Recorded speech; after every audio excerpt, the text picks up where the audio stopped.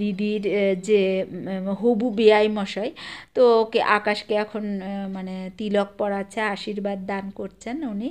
তো এখানে আমার হবু বেয়াই মশাইকে দেখুন, বেশ হ্যান্ডসাম বলুন। তো কমেন্ট করে জানাবেন আপনারাও হ্যান্ডসাম ভাবেন কিনা। এই হচ্ছে গিয়ে আমার হবু বেয়ান সাহেবা, উনিও একেবারে পাতলা চিকনা, বেশ সুন্দরী আছেন।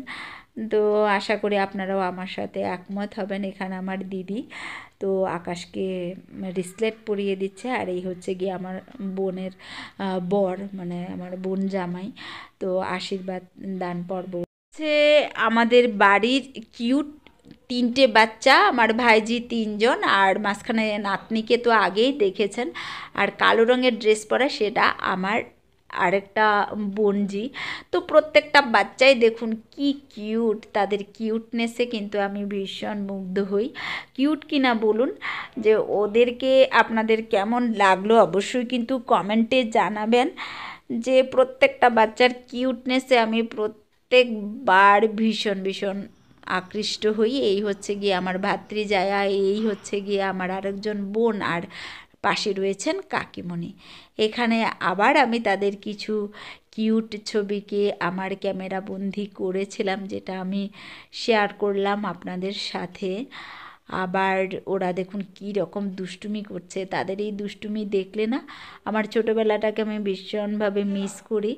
আর এই যে হলুদ রঙের কিউটি পাই, ওটার কিউটনেসের কথা তো বলে লাভই নেই। আর এই হচ্ছে গিয়ে আমার আরেকজন ভাইজি, দেখুন ও এত দুষ্টু এত দুষ্টু।